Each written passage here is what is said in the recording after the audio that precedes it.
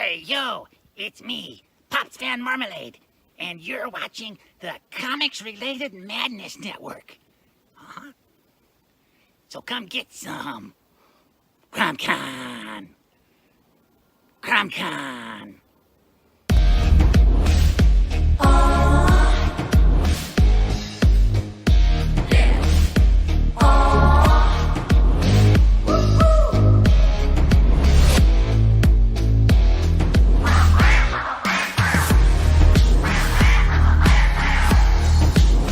Your favorite podcast is Critical Blast. Hey, we want to shout out to our sponsors, Daytona Beach Comic Con. If you are a fan of comic books, if you're a fan of comic book conventions, and if you like meeting comic book creators and getting comics and comic-related stuff, then you need to make your plans to attend Daytona Beach Comic Con. This year's show is September 9th and 10th. Silverline will be there, so you should make your plans to be there too. We'll see you there. If you like comics and find yourself in the Orlando, Florida area, doesn't everyone come to Orlando at some point in time to see the House of Mouse? But when you're here, you need to make it a point to visit Coliseum of Comics, especially the one on East Colonial Drive. They carry Silverline comics, even a limited edition Coliseum of Comics version of our comics. So, when you go, be sure to ask for Silverline Comics and tell them we sent you. OCD stands for Orlando Collector Deviants. OCD, Steve and Trish. They're a family of geeks who promote geek things, particularly those around the Orlando, Florida area. They're big supporters of Silverline, and we think you should be supporters of theirs too. Go give them some love. If you are an independent comic book maker and you need to get your independent comics made, you need to look no further than Kablam Digital Printing. They print our books, and they do a bang-up job. They're not only trusted by Silverline, but many, many independent comic book makers. Head on over to kablam.com and see for yourself just how easy it is to have your comic printed by them. And tell them Silverline sent you. Hi, this is Tim TK, host of That Silverline Show on Tuesday. Join us at 11 p.m. Eastern, 8 p.m. Pacific every Tuesday night as we discuss pop culture and the joys of making comics. Hi, I'm Roland Mann, and I host Silverline's Silver Sunday. Join me every Sunday at 8 p.m. Eastern as we make mine Silverline.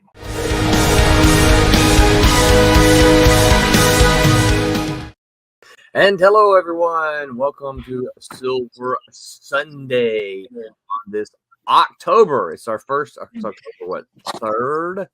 It's the first October in the first week in October of 2021, and I cannot believe we're already in October. For those of you who are number oriented, that means we're in month 10 of 12. What's up, everybody? How's it going? All right. So I'm dragging a little bit. I got a secret to tell you. I did a convention this weekend, and I got back earlier, and I came in. I said I got to stream tonight, but I'm tired. I'm gonna lay down, and so I'm only about 30 minutes up from my nap. When BJ woke me up, I'm like, wait, what? Why are you waking me up? I'm still sleepy. And she said, you told me to wake you up because you have a stream. And I'm like, Yeah. Oh, that's right. I do, don't I? Okay, I'm going to get up. And so I'm up. So welcome. I'll talk about the convention here in a minute, but let's get through some introductions. Curtis, tell everybody who you are. Hello, I'm Curtis Fujita. I'm the creative director at Silverline. I'm also a martial arts instructor. I teach Kung Fu, and so I'm working on my project for Silverline. It's the Kung Fu comic by a Kung Fu master called Shadow Ghost. I'm writing and illustrating it. So that's me, and I'm also hosting the new show with my co-host Patrick Lugo. It's called The Comics Fu Show, where we talk about Kung Fu and comic books in no certain order, but both those things. So that's me. Yeah, I love that title. Very cool. Thanks. Comics Fu. Ruby, how you doing? Hello. Tell folks who you are. Hey, it looks like sunshine behind. Is that the window behind you? That is sunlight. Wow. Believe it or not, it is still daytime. Wow. 5 Yeah, o'clock over it's dark over here. here. Pete's like, yeah, you think it's dark there. Believe it or not. Doesn't matter. The room stays the same most of the time. Roby, tell everybody Anyway, who you I'm are. a former Malibu comics colorist. And also, I'd say the current colorist for Cat and Mouse and the just recently kickstarted Silverline Team Up champion of Miss Fury. That's right. That's right. And who knows what else I have Just going on. Who knows what we knows? can convince you to do? And Pete, Hello. tell everybody who you are. Hi, I'm Pete. I'm the penciler on that Silverline Team Up champion Miss Fury. I'm penciling. I'm allowed to say now because we're telling people about the Christmas special. Yes, we are. Oh, we could I'm talk about penciling it a now. story in the Christmas special. Okay. I don't know what I'm allowed to say. So I'm just going to say I'm doing a story in there. You can say. You can say now. Yeah. Well, I can say who I'm drawing. Yes.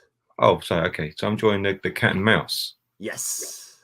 At least I hope I am, because that's what I've been doing. Find out I've been penciling the wrong one. Yeah, so I've done that, and I'll be finishing off the Trumps series. That's my next thing to do, I think, before finishing off the Silverline Team Up run. You're practically finished with that issue anyway, aren't you? Yeah. Yeah. Just need to get back to it and finish it off. And then you're practically finished with the issue 2 of issue 2 of the. Yeah, well, I was on page 12, wasn't I? I was 12 through 20. So halfway. Yeah. So halfway, yeah. Just needs Inca Extraordinaire to finish him off. Yeah. Keeping him busy Wherever over he here. is. We brag on him so much, and it's kind of funny. It's like, dude, you're falling just a little bit behind. He goes, I know. And now he's on vacation. He's on holiday again now. What the heck? It's amazing. What the heck? Why is he going on vacation? What a life he's got. Pete, I will say, you're looking quite dapper. You mean my Thanos? Yes, I did. Yeah. I love that. You should have seen the looks I got from the nurses in the hospital last weekend when I rolled up in this bad boy. You said, "Be nice to me, or I'll snap my fingers." Right?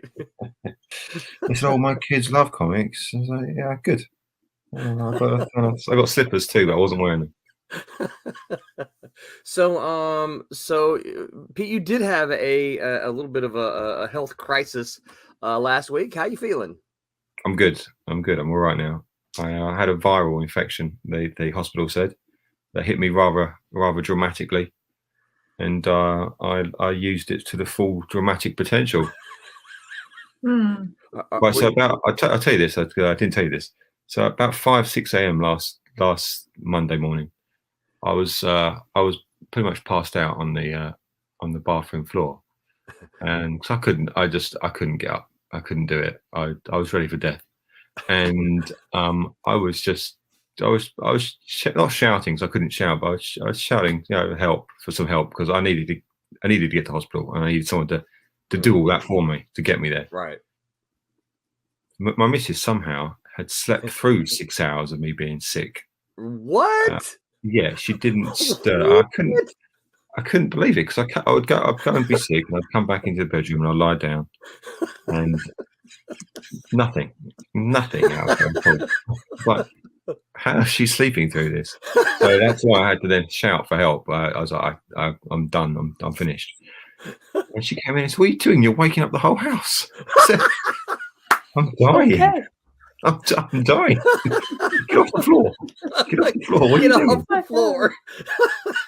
Yeah, so I had, and then I think she realised, okay, perhaps he's not very well.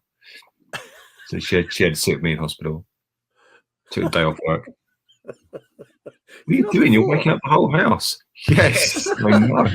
Get off the floor. What are you doing down there? That's exactly when it should be that's done. I want it. I need some attention.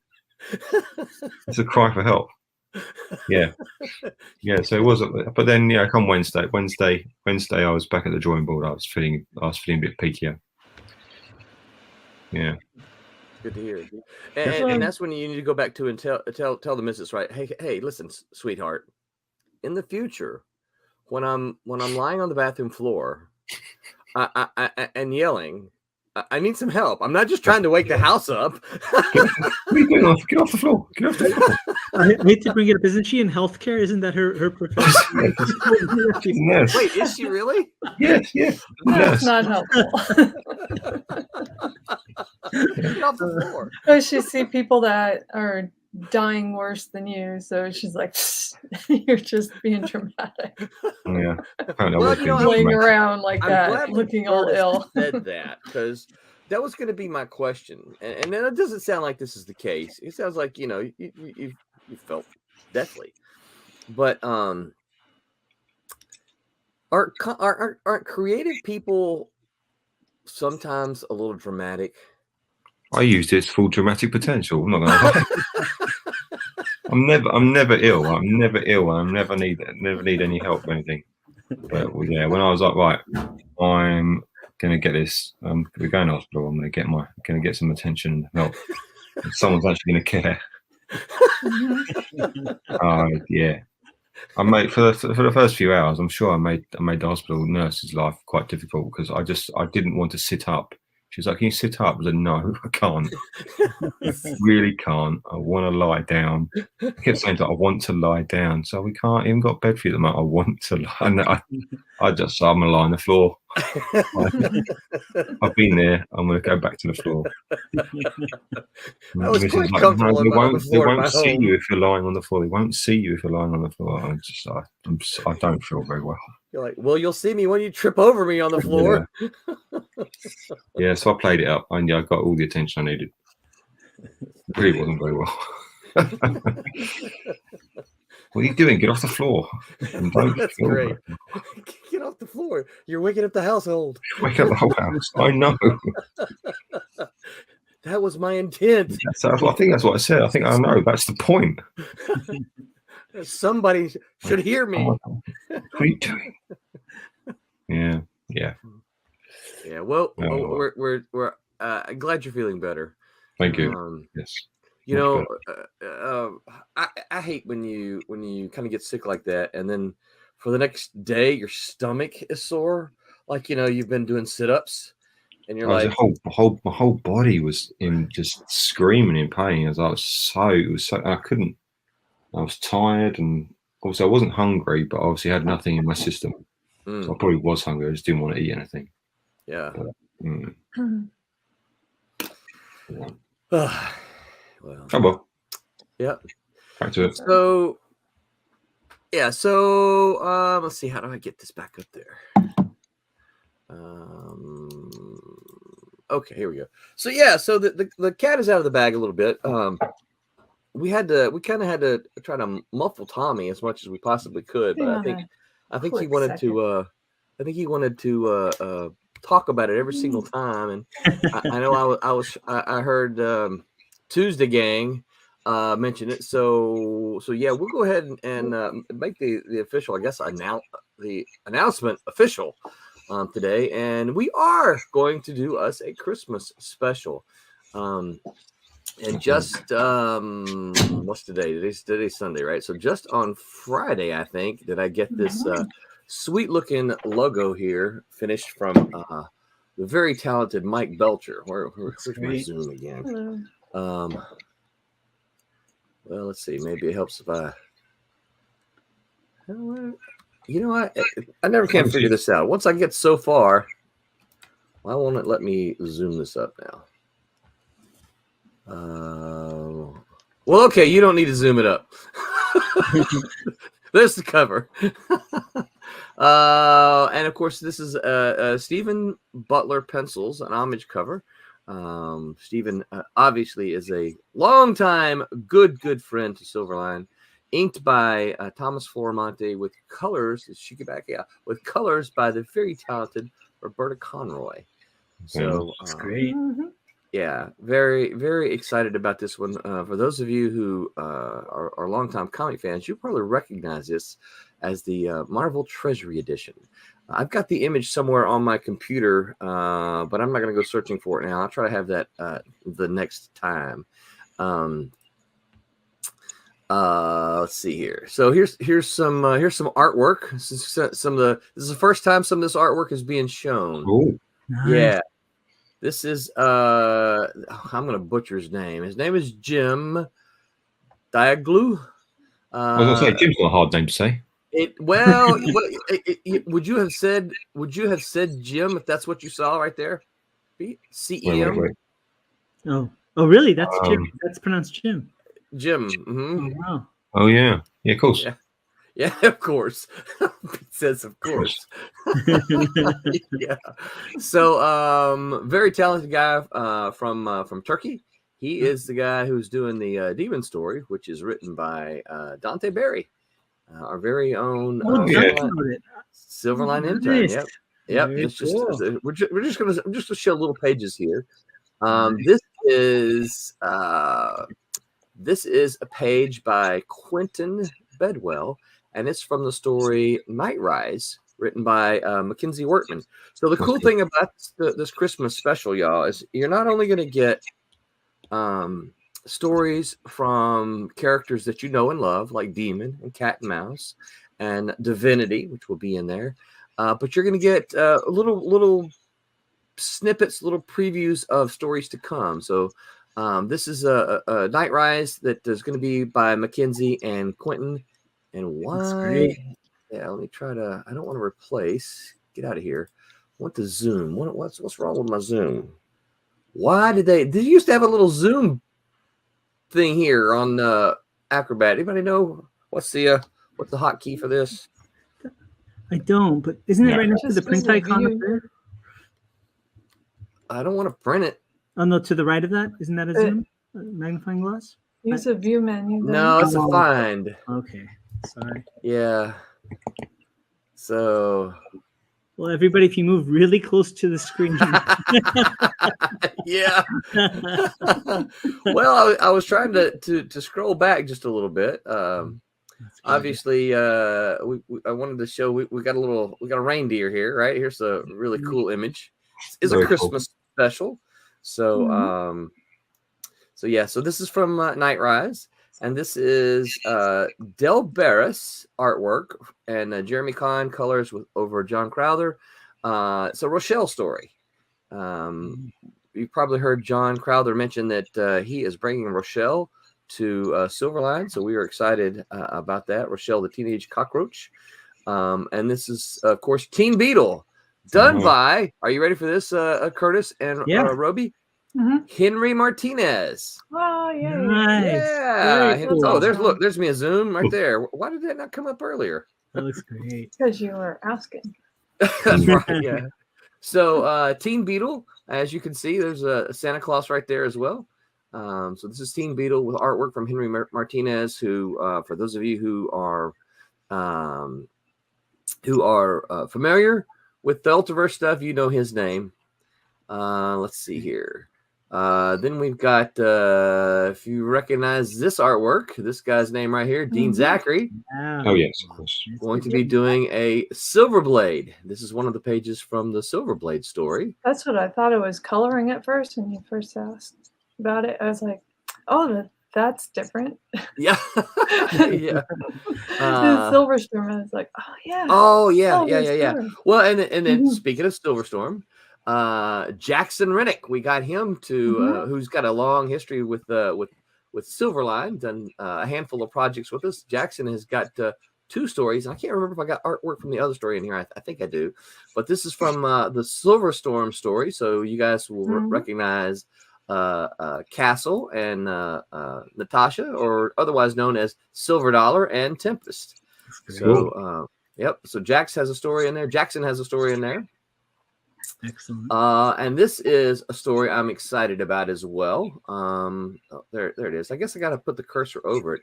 This is artwork by, and I hope I say his name correctly, Richard June, and it's a story by Ron Fortier.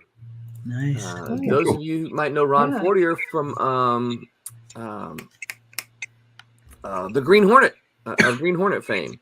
Yeah. Yep. So I'm very excited. This is a story called Satin's Ways, which will be it is a new Silverline Comics in the works. It's still down the road a bit, but very excited about this. Fantastic looking artwork here for Satin's Ways. So That looks great.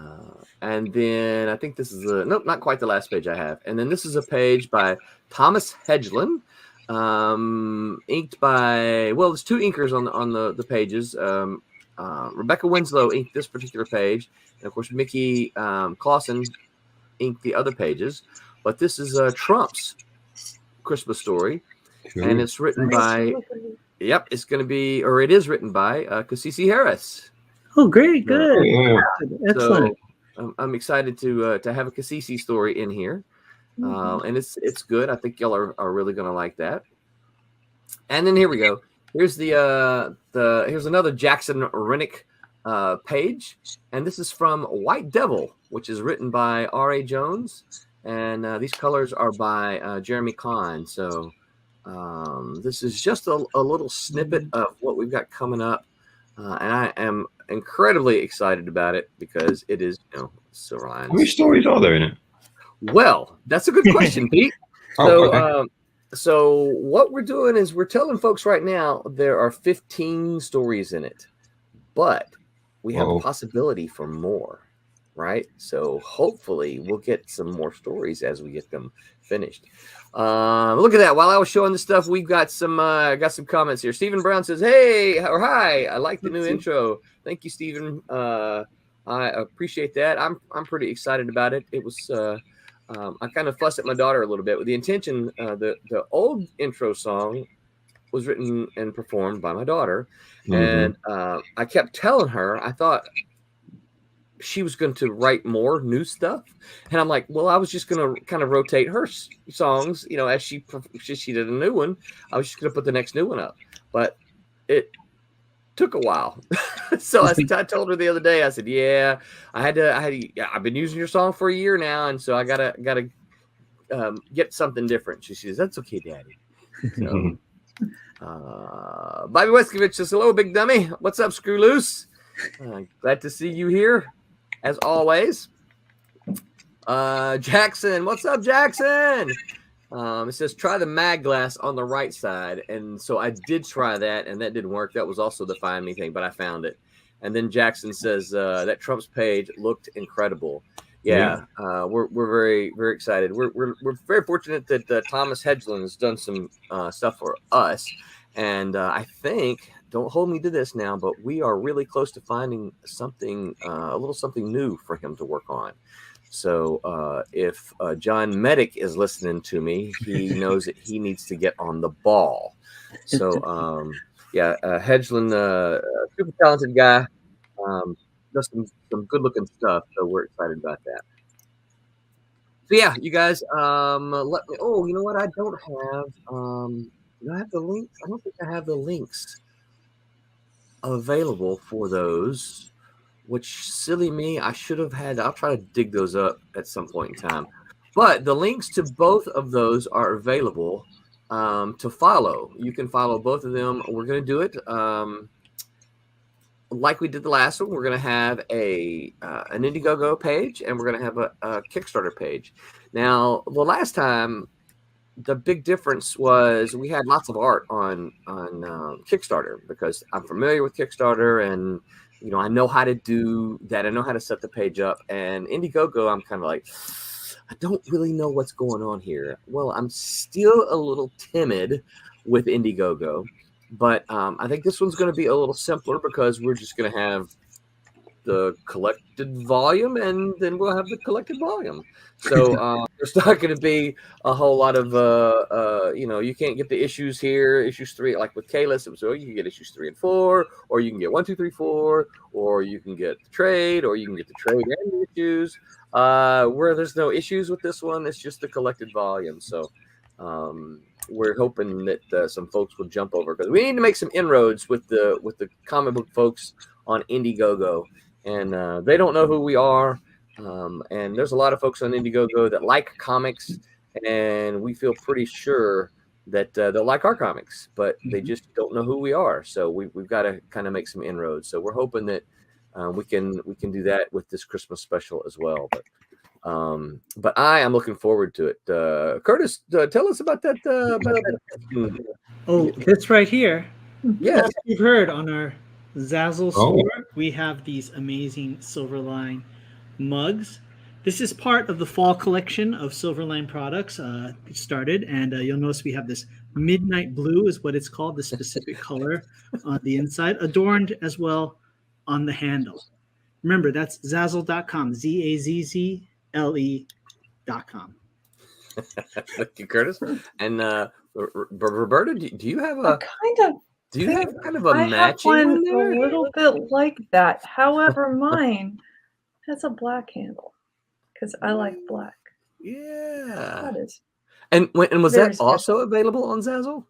It was also available on Zazzle. Very cool. Mhm. And what was it, Curtis? You said everything tastes better in a Silverline mug? It does. It does. Yeah, definitely. Definitely. Oh, very cool. All right, so I'm gonna give a little quick con report. I went to PalmCon this weekend, the first time I've ever been to a PalmCon. It was the 10th anniversary edition, and apparently I think they missed the last 2 years, so it's not the 10th one, but it's kind of 10 years. They missed the last 2 years, I guess, because of COVID. And so I wasn't there 10 years ago. This is my first one. And I tell you what, it was a fun show. It was a little show. But the folks there seemed to be super interested in comic books. Met a Kickstarter backer. He was standing there. I was talking to him about the comics, and he was looking at him, and he goes, "You know what? I think I backed one of your Kickstarters." And I'm like, "Oh, which one?" And he's like, I don't know. let me flip through some of the comics. I can't, because I think it might be this one." And he was pointing to Switchblade, and I'm like, okay, well, and then he kind of flipped through some of the comics, and he said, "This is what it was. It was Switchblade." And I was, well, the on the flip book of it was Teen Beetle. He goes, "That's the one. That's the one I did." so met a Kickstarter backer. And a handful of folks who were unfamiliar with the Silverline. It was in South Florida, so it was a place that I've never been before. So I was able to, kind of introduce a Silverline to a new community. So hopefully we were able to pick up some new readers, new fans. Hopefully, fingers crossed. I will tell you what, I won't use his name because he hadn't given me permission, but I already got a message. Let me read the message to you. It says, "Good evening. I just wanted to let you know that I read the first issue of Cat and Mouse. It was a great read and makes you want to read more. I think it is a good story with a powerful message that needs to be told. Have a productive week." All right. And then he signs off. So so he picked the first issue up at the convention and went home and read it, and has already dropped us a note about that. So I was very excited to see that. So many times, you talk to someone at a convention and you're like, "Hey, now you artists, you're just hanging on your wall, right?" But for the writers, we're like, "Hey, once you read it, drop me a line, let us know what you think," right? And so you almost never hear from them, right? So it is nice to hear back from someone who's actually read the comic. Right. Martin Piero, you guys probably recognize that name. Martin Piero is a guy who put it on. Cosmic Times, I guess I don't know if Cosmic Times was officially the kind of the sponsor behind it or not. I don't know if he wants to keep those two things separate. But Martin did a great job. His whole family turned out to help him. His daughter would come around probably once on the hour or something. I don't know if it was quite that regular, but she would come around very frequently. Had a box of snacks under her arm, and she would say, "Do you want this snack?" That's cool. Yeah, and then the next time she came around, it was a different snack. "Would you like this snack?" And so she came around real regular. Brought us drinks, brought us snacks, and they kept basically they took good care of us. So so that was neat. And we got the official invite back to Daytona Beach Comic Con. So yep, I was able to talk to Tom, and we got the official invite back to Daytona Beach for next year. So I am excited about that. We'll start making plans. Actually had breakfast with Tom this morning. You know, and I doggone it, I should have taken a picture of it.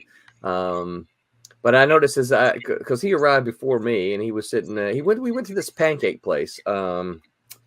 Oh shoot, what was the name of it? He told me it was the best pancakes ever anywhere. Wow. And Bold claim. yeah, it is. I'm trying to remember what the name of it was. Hold on, I'll tell you what the name of it was here. It's called the Original Pancake House.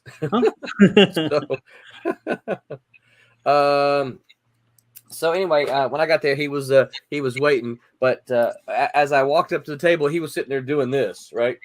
And I'm like, "What are you doing?" And he's like, "I'm taking a picture. Roland Men is coming to my table." But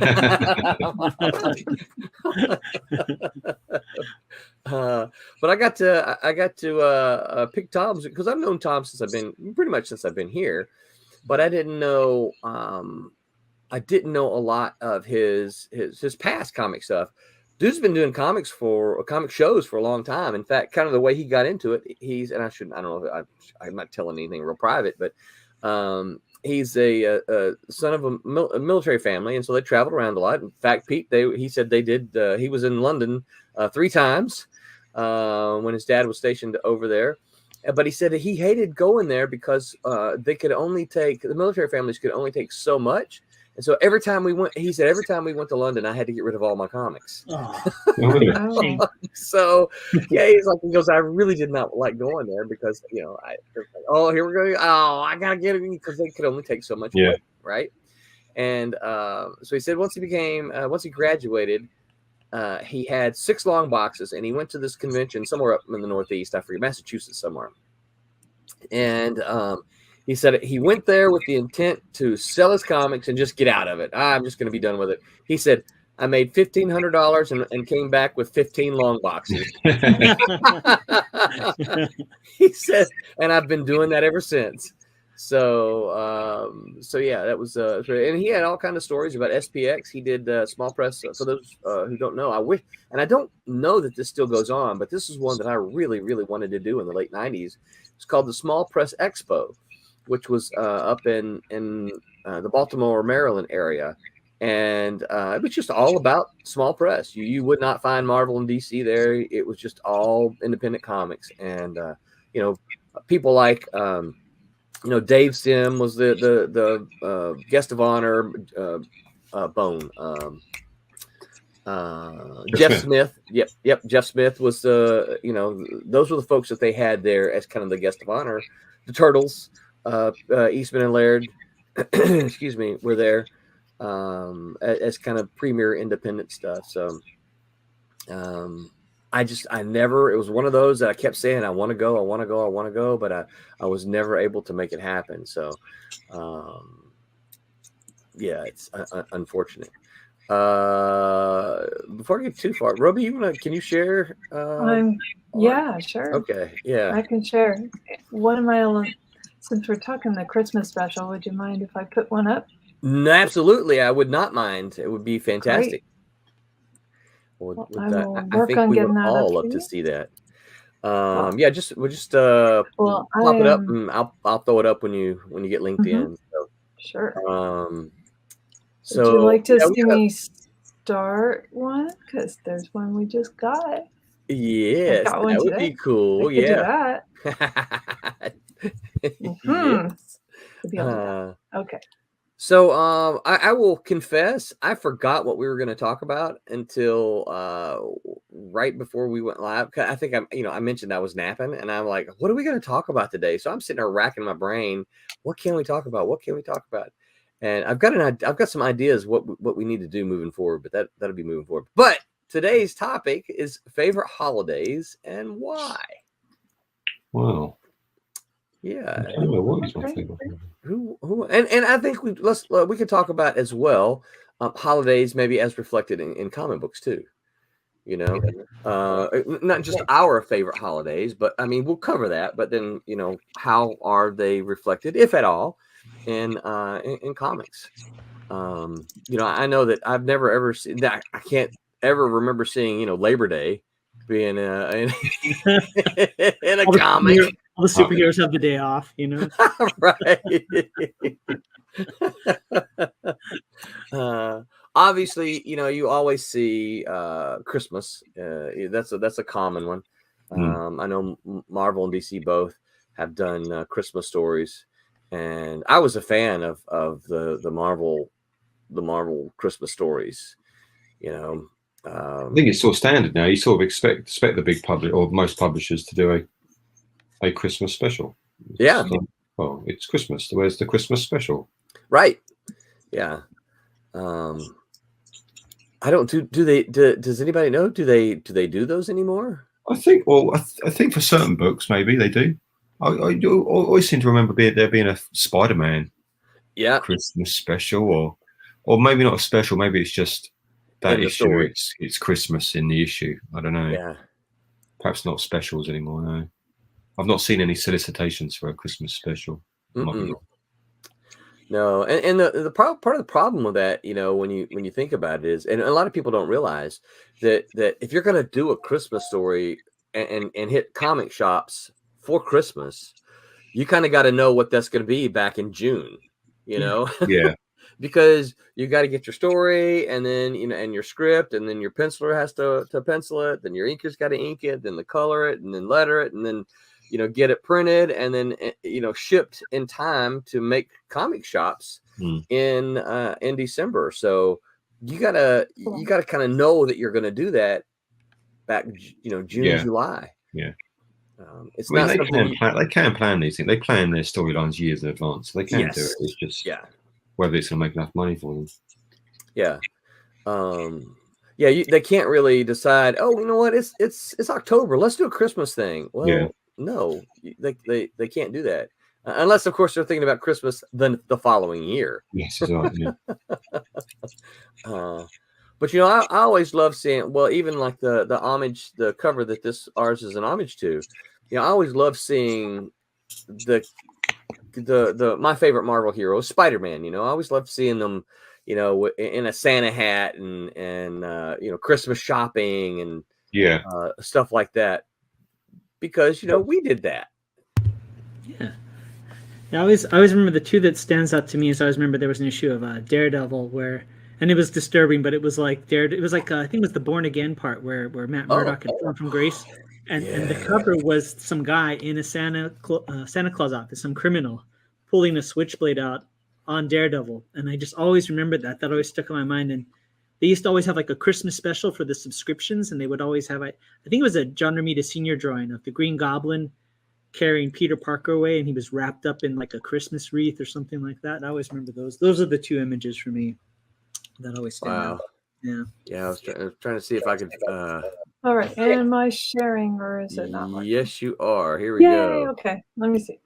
So we got. It's a demon page. It's starting. Just started it. I recognize that fellow there in the green hat. Mm-hmm. Let me take all the color out so you can see it. Really nice, isn't it? Yes, it is. Very, very cool. Yeah, Jim has done a really nice job with the demon story. So excited, and he's actually working on a. So this was kind of a spur of the moment kind of thing, because he dropped me a line and said, "Hey," and I've talked to him for kind of on and off for, I don't know, 5 or 6 years. And he dropped me a line and he said, "Hey, love to do a project with you guys." So we swapped some messages, and I'm like, "Okay, cool." And we got one in the works, and I'm not going to announce it yet, but we got one in the works. And I said, "Well, while we're prepping the some of the characters in the script, I got a 6-pager. You want to draw it?" And he's like, "Sure." So that's how that ended up. So now, I will say that he will be working with Tim TK. So so I'm pretty excited.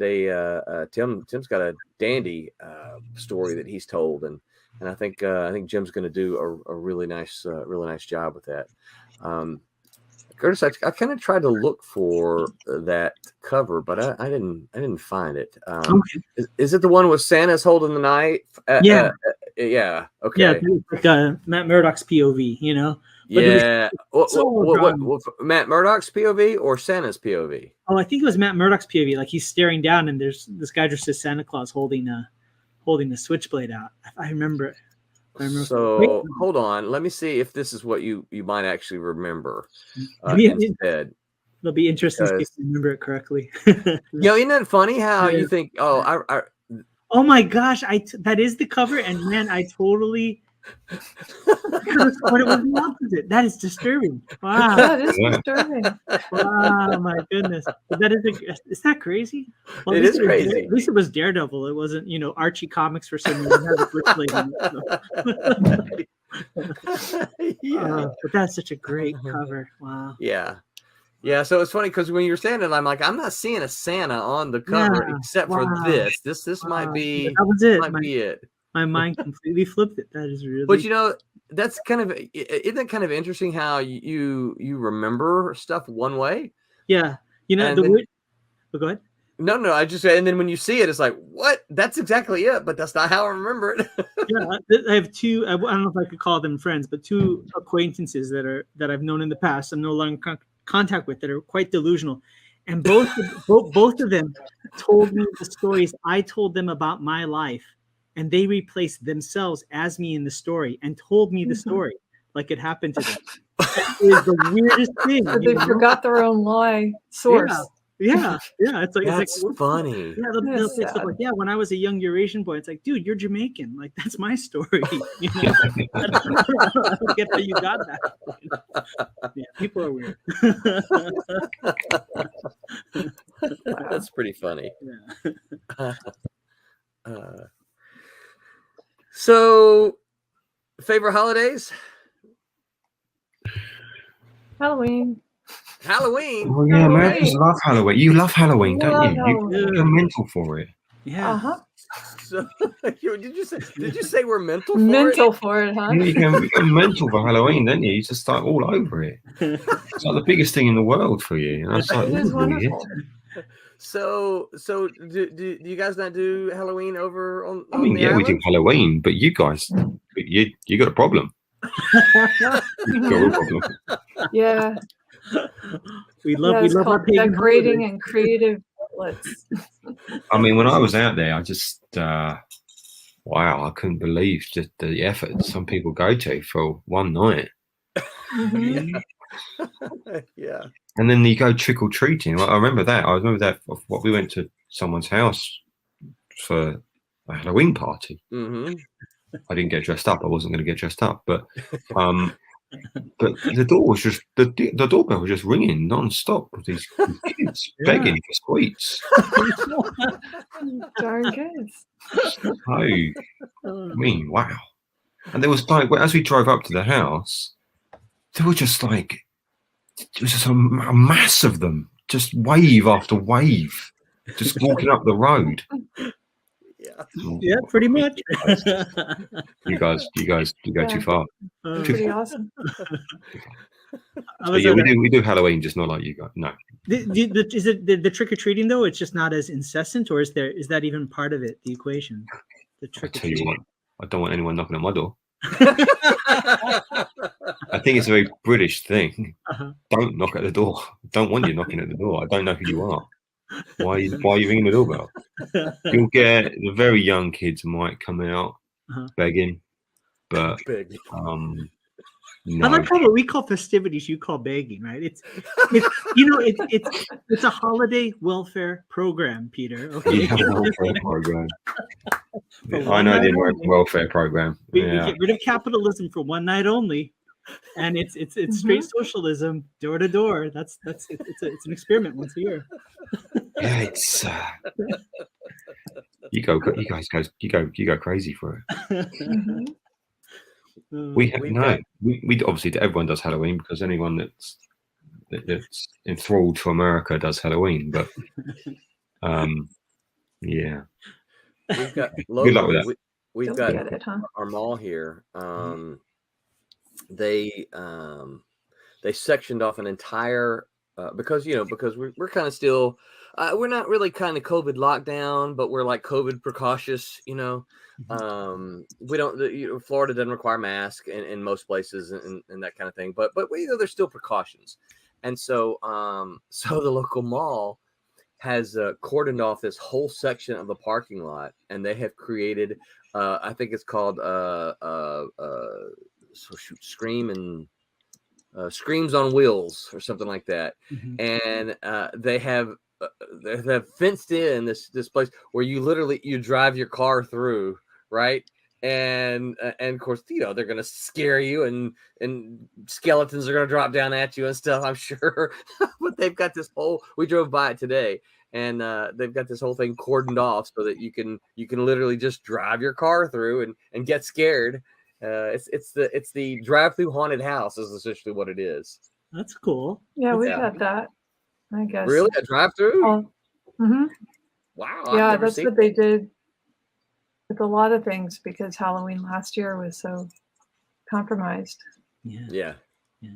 I was at a Halloween party once, and it was animation, comic book animation, video game people. So everybody was dressed up, and there was one guy dressed as Captain Kirk, and my friend thought the guy's costume was awesome, and he went over. He's like, "Your Kirk costume's awesome." He's like, "You even got the paunch," and he hit him on the stomach because he thought it was padding. But it wasn't. It wasn't padding. He was really overweight. It was just uncomfortable silence. Punching a random man. Yeah. Are you sure he really thought it was? Yeah. Watch me punch this guy and get away with it. Right? Yeah. That's funny. Haunted houses are a big deal. I don't know a lot of people who do the costume parties. I know they exist, but I've never in my circles, it's just not people, oh, we're doing a costume party, blah, blah, blah. But haunted houses are a big deal. People are anxious to go. And I know people who go to haunted houses multiple times. Yeah. I'm like, how can you be scared a second time when you know everything that's going to happen? Well, sometimes it's just looking at the effort of the people that made it, and just all the little details that they put in it. Yeah. So Roby, kind of as a creative force, it's pretty amazing. Yes. So Roby, do you do haunted houses? I do. Really? Mm-hmm. So yeah, it's pretty fun. What do you like about haunted houses? Well, there's small local ones that people just who are very passionate put together themselves, and neighborhood kids will line up for it, and I like those quite a bit just because it's one person's idea of what would be scary, and then there's some of them they do it every year. What's that? Do they charge them to come in? Not much. I mean, it's donation. It's like basically they don't charge, right. But so they ask for a donation if you feel so inclined. So peer pressure yourself through it. But then there's the bigger ones, and there's all the haunted houses at places like Universal and Knott's and. Yeah. I remember that Universal has the Walking Dead kind of thing, but that's year round. Yeah. And that thing's pretty intense. I was shocked. I saw a family bring like a 5-year-old into that, and I just was like, depends on the 5-year-old. That's a hard 5-year-old. They saw some real trauma beforehand, I guess, because they weren't phased. But yeah. So, Peter, are there haunted houses over where you are? I mean. You know what I mean. They don't do that? No, they're certainly not. No. At least I don't get invited to any. Okay. And I certainly wouldn't pay to go into a stranger's house, even if it's a donation. A donation, quote unquote. No, not going to happen. It's an experience, you have to enjoy it. The haunted houses we have are at theme parks, and they're not really haunted houses. They're like rides. Oh, really? Yeah, no, we don't do it the way you guys do it. Sorry. Fair enough.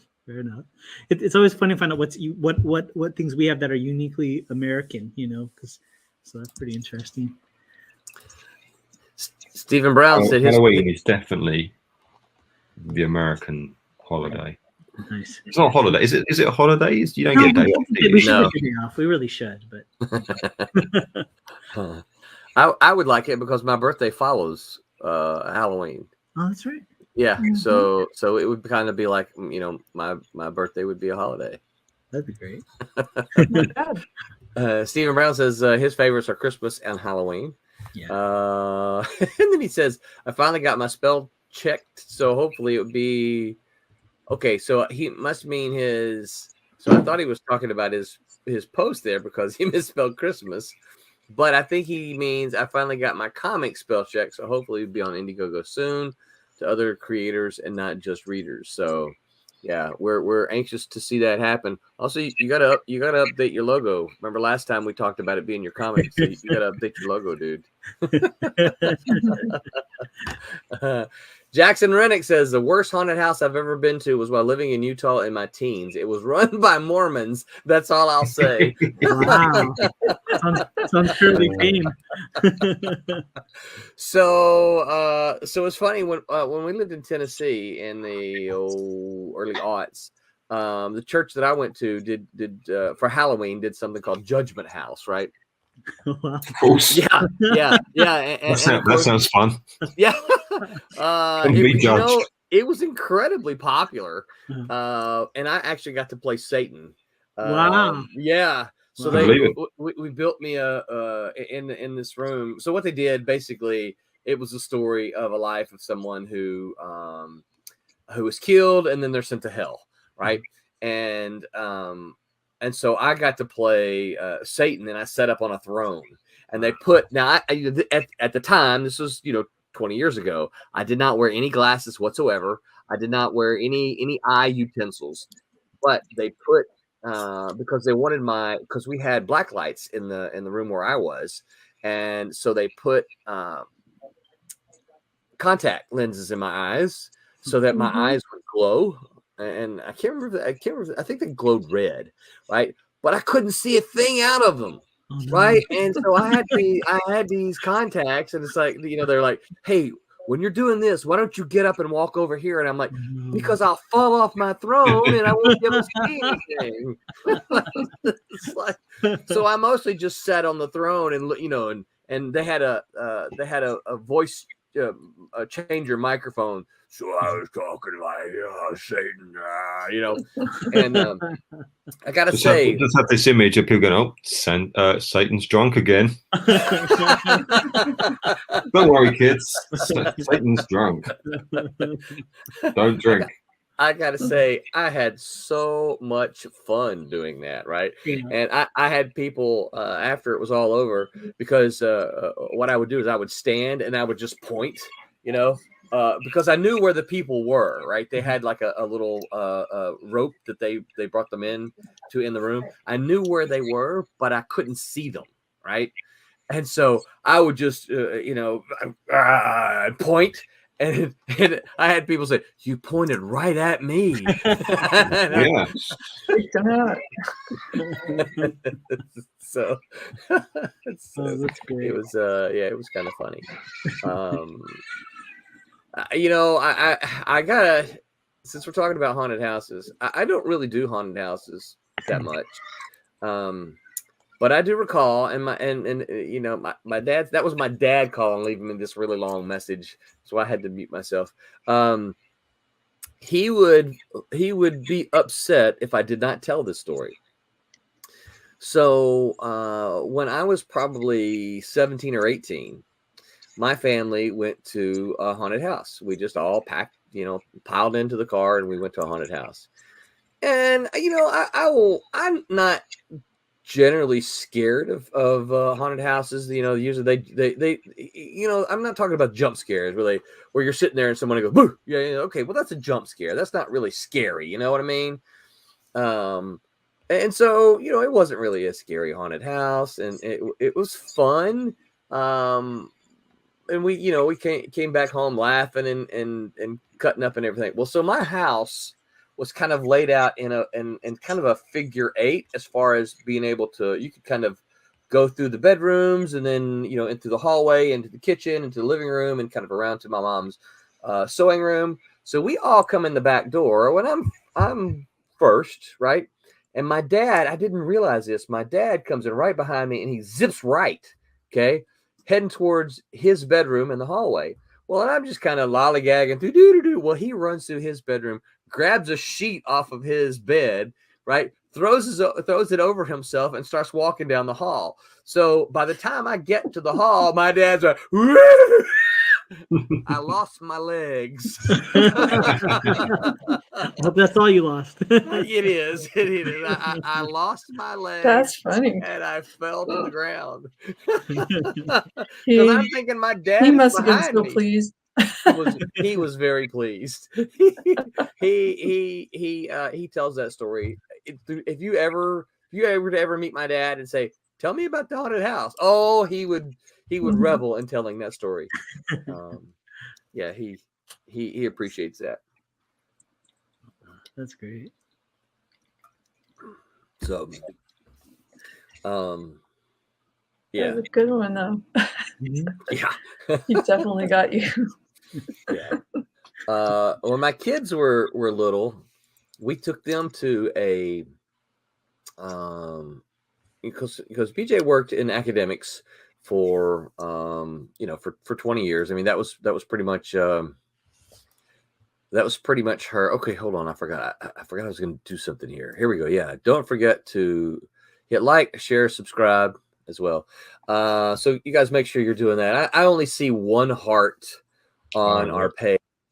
So, Steven, Jackson, you guys make sure you like, share it out. Right. But anyway, we used to take our kids to my wife worked at on the university campuses, right? And so the dorms would all the girls' dorms where we lived in well, I guess this was in Tennessee. They put on a Halloween. They basically turned their whole dorm into a haunted house, and so we took the kids one year, and so Brittany has the habit. When she was young, she had the habit of literally just running. Right? If she got scared, she didn't just turn around and grab onto me. No, she ran. It's like, we went to Chuck E. Cheese one time. You know what Chuck E. Cheese is? Yes. No, yeah, I mean, I heard it. It's for Peter. It's American fine cuisine. Just so that you know. Yes, it sounds of the highest quality. Exactly. With a dancing rat. Only for Yeah, those, dancing rat. Yeah. only for those with discerning tastes. So we're standing there at the door waiting for Chuck E. Cheese to come out, right? And the minute he makes his appearance, my daughter turns around and just runs, right? But when the way that it was built, they had their counter, and if you went slightly to the right of the counter, you ended up in the back in the kitchen, right? So customers weren't supposed to go that way. Customers were also supposed to go to the left. My daughter, she was just, she ends up way back in the kitchen. Right? Wow. And of course, we're standing there right beside you. Why are you running away from us? Are you, if he was a really bad, you just going to leave us there? Right. That's like there was that TV show called Scare Tactics. I don't know if you saw it, like a prank video show where they would do scary things to people, and then you know on camera, and they would do horrible things, and they would like stage like a alien abduction where this couple's going down this road, and then they would set up a roadblock, and then it was a cab, it was like a Uber or something like that, and then lights come out, and the alien just in the alien suit comes out, rips the door off the car, and it was, and the people that they prank was a guy and his girlfriend, and the guy left the girlfriend in the car. No way. And it was funny, but you're just like, oh my gosh, how's he going to explain this? I mean, how do you explain that afterwards? Well, and you gotta start asking yourself, does she hang with him after that? Yeah, exactly. It's like so It's like, dude, you left me. It's like a crisis test, you know. Oh yeah, Yeah, really. definitely.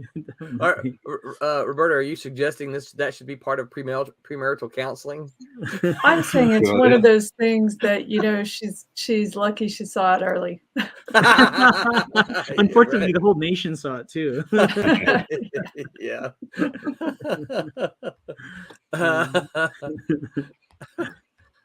Stephen Brown says he's working on his comic.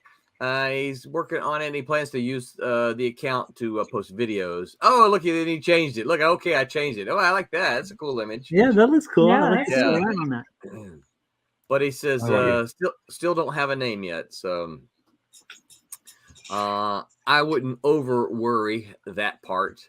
It'll come to you, and just at the right time, it'll come to you, and you're like, yeah, that's it. If you remember, we didn't have a name for the Silverline team up book for a long time. Yeah, we just called it. Tommy still calls it Champ Fury. When I talk to him, he still says Champ. I'm working on Champ Fury. And I hope it's okay if I chime in on that because I did get to read Silverline Team Up Yes. issue, Oh. and I Yes. enjoyed it. However, the name Silverline Team Up, I noticed in the foreword, was misattributed because I'm the one that came up with that. So Did you really? yeah, we were on Well, we were on Extract the lot and send them back to the printer. I'm gonna have Tommy print me a special edition. Oh, well. So here's the cool thing about print on demand. Curtis, do me a favor. Send me that email real quick, right? Just so that we don't forget it. So that it's sitting in my I use my email. For those who don't know, I use my email as my to-do list, right? So send me an email really quick right now, and I will change that. The thing about it is, I was writing that, and I'm like, I think that was Mike Belcher that did that.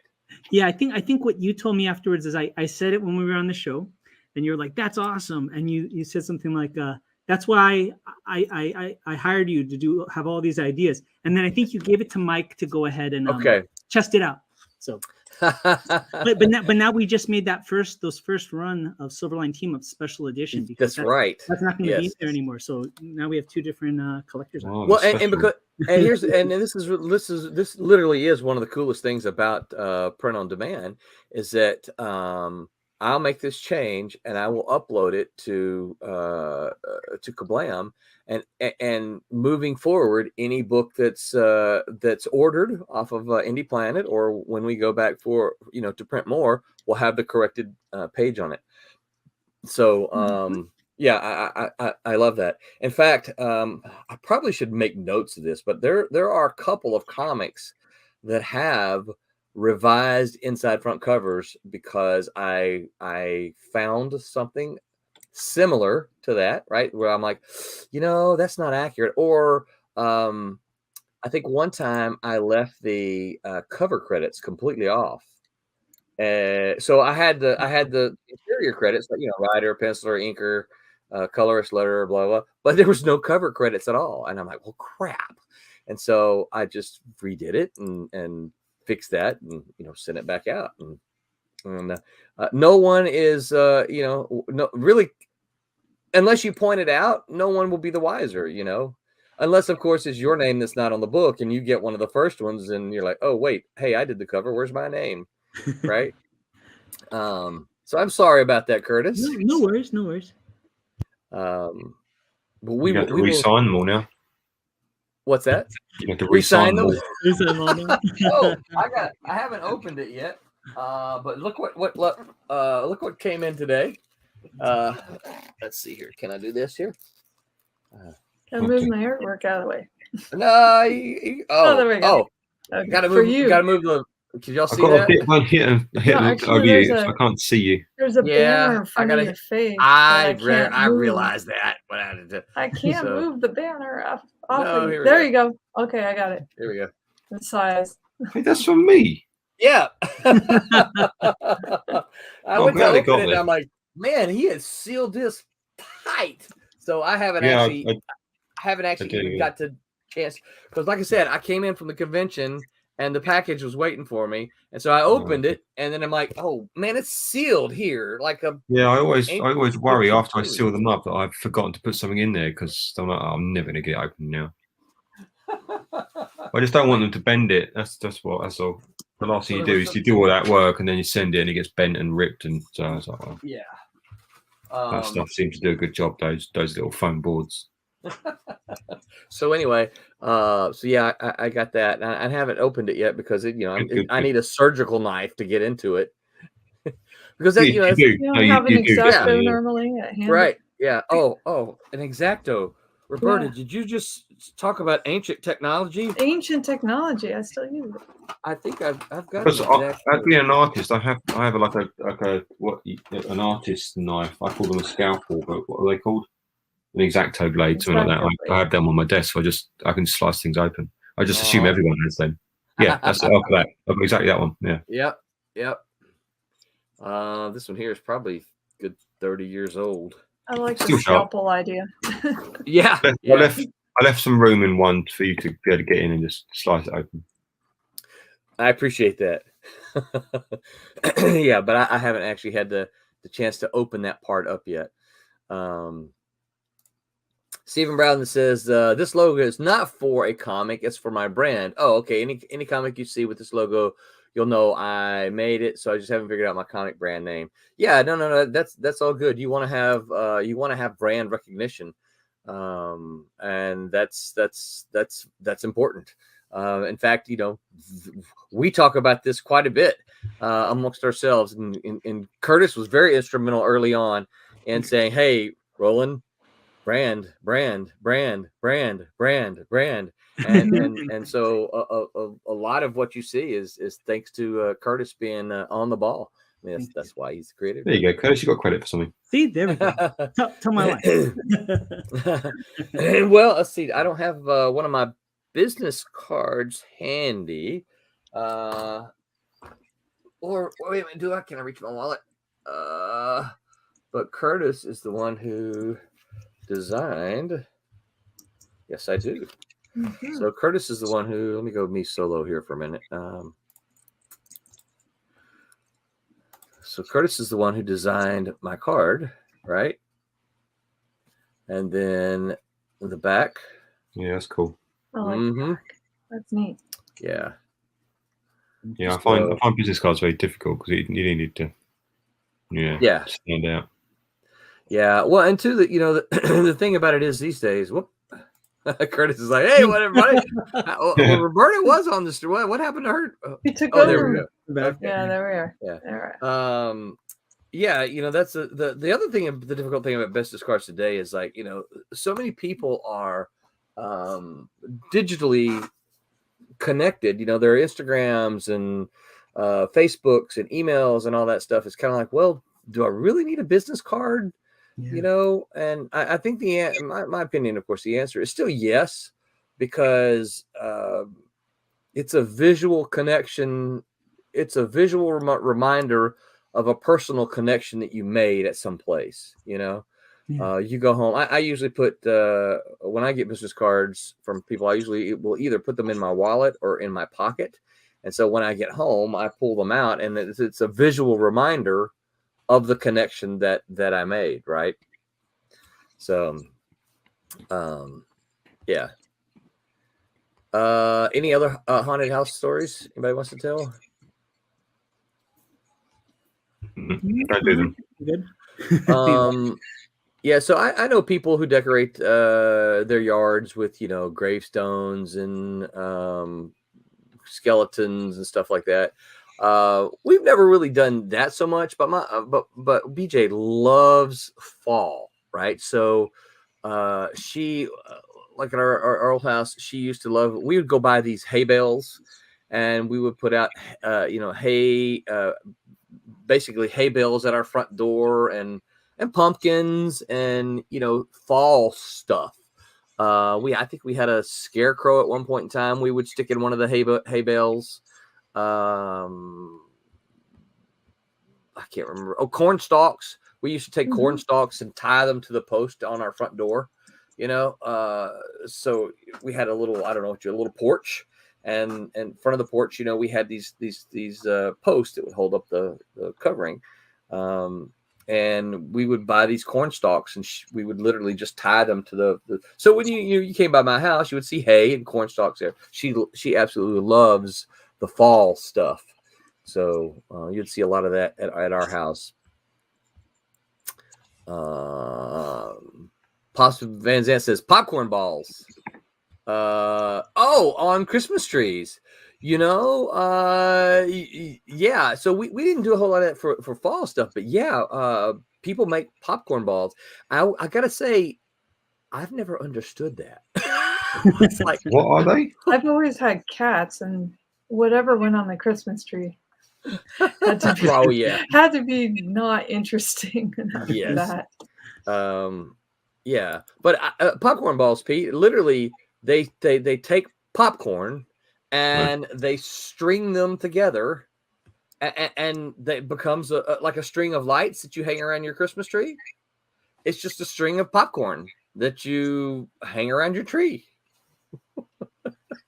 Yeah, I mean, I guess it would just be more of a budget decoration, right? That's kind of the Yeah. But, Got it. Or it's But just a people- fun arts and crafts thing for kids to do. Yeah. Pops says Granny made them every year. So, yeah, Never that's heard of those. I know what they are, but my family never did any of that. Now we made the paper chains. You take the paper and you fold them up and you make the little kind of like on the Christmas cover. Mhm. There Yeah, was the little links. the little links. Yeah, you cut them up into little strips, and then you link them like a chain. Mhm. Paper chain. What's that? A paper chain. A paper chain. Yeah. Well, we would do that, and you'd find that on the tree. Well, Pete, don't over where you are, don't you have like or I don't know how common it is, but isn't it like the paper crown and like the popper? Is that what it's called, or how does that work? Yes. I mean, do you not? No. What's a that's- paper that's- crown? Wait, We don't have anything like that. So you don't put a cracker over Christmas dinner? No. Cracker? Cracker means something very different over here. Than sorry. Put a cracker. All right, Curtis. Don't start talking about us Southerners now. It goes bang, and then inside you have a little crown you put on, a little paper crown. There's a joke. There's a toy. What else do you get? I think It's that's like a tube, right? It's like a cardboard tube. Yeah, with it's a tissue cracker, paper, right? just Christ, Curtis, it's a cracker.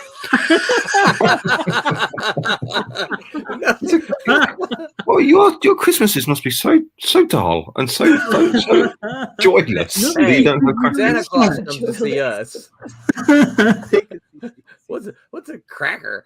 Yeah. It is. We had. I tell you, right?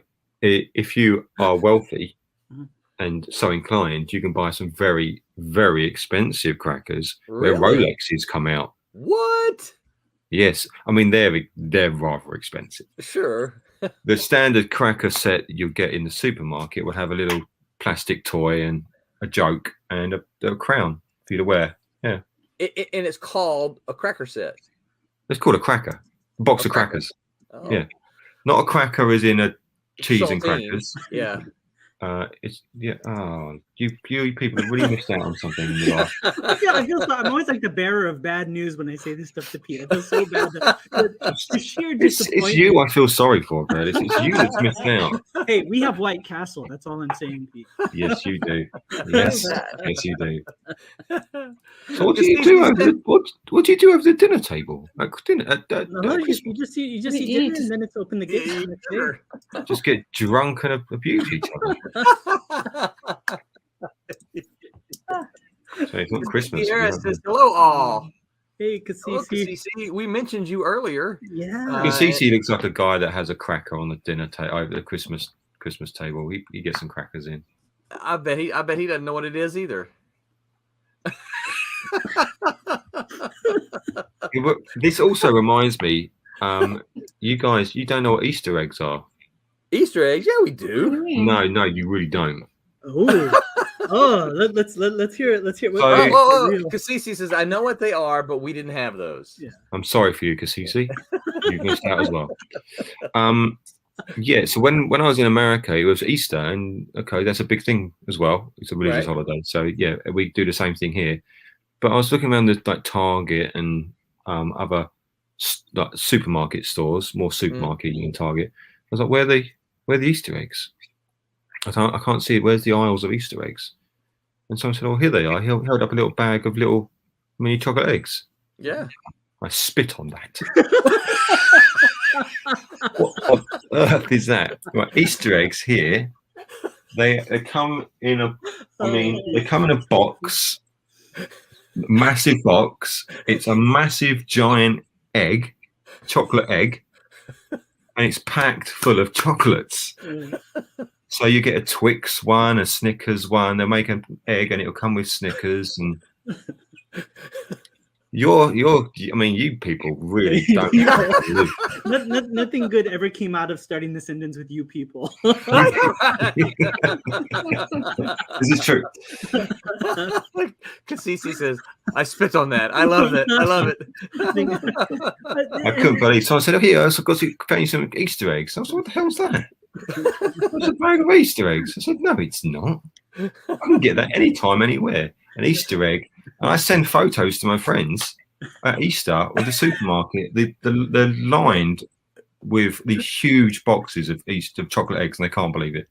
No, You can't do Christmas right, and you can't do Easter right. What happened? Let me Have ask you this. Halloween.